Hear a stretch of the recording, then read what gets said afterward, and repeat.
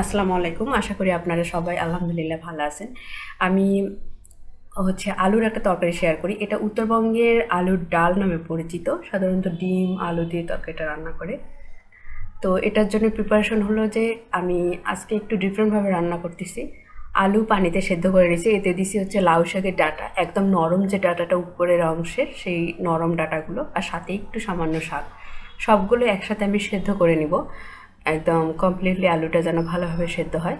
আর এটার জন্য লাগবে হচ্ছে ডিম ভাজা। আমি ডিম ভাজার প্রিপারেশন করে নিচ্ছি। অ্যাজ ইউজুয়াল যেভাবে ডিম ভাজে সেভাবেই, এটা বলার কোনো কিছু নেই।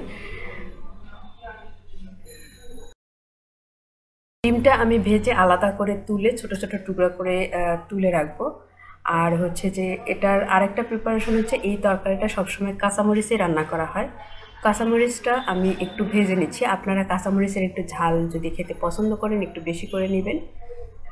আর হচ্ছে যে এটা কিন্তু উত্তর অঞ্চলের, উত্তরবঙ্গের আর কি, রংপুরের খুবই একটা কমন খাবার। আলুর ডাল সবাই চিনে। এটা ডিম দিয়েও করা যায়, এমনিও করা যায়, শাক ভাজি দিয়েও করা যায়। তো এটা যখন আমি পানিতে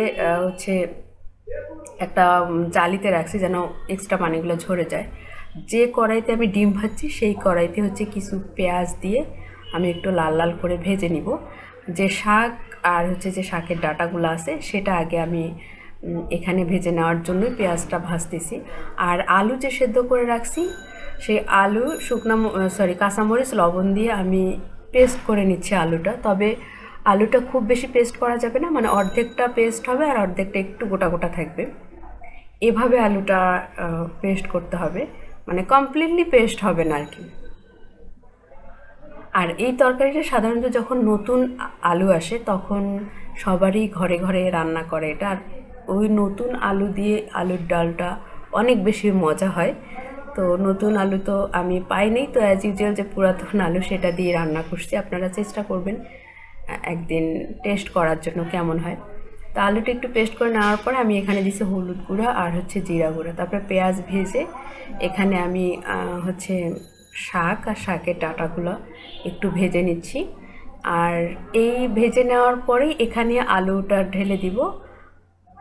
ঢেলে দেওয়ার পর আপনারা কুসুম গরম পানি দিতে পারেন। সেক্ষেত্রে পানিটা শুধু, যেহেতু এগুলো সব রান্না করা হয়ে গেছে, তখন অল্প একটু জাল করলে তরকারিটা হয়ে যাবে। আর যদি ঠান্ডা পানি, আমি ঠান্ডা পানি দিছি এই জন্য একটু বেশি পরিমাণে দিচ্ছি, কারণ ঠান্ডা পানি দিলে একটু জালটা বেশি সময় ধরে করতে হবে। আর যদি গরম পানি দেন তাহলে জালটা বেশিক্ষণ করতে হবে না। তরকারিটা একটু, আলুটা একটু মানে ভারী ভারী হলেই নামায় ফেলবো। আমি দেখাচ্ছি কি পরিমাণ হলে নামাতে হবে। এই যে ওই পানিটা দিয়ে আমি ঢাকনা দিয়ে জাল করছিলাম। তারপরে এই অবস্থায় আসার পর, মানে একটু ভারী, খুব বেশি ভারী না আবার খুব বেশি পাতলাও হবে না হলে, তখন যে চুলার উপরে ডিম ভাজাগুলো দিয়ে নামায় সার্ভ করব। সবাই ভালো থাকবেন, সবার জন্য শুভকামনা।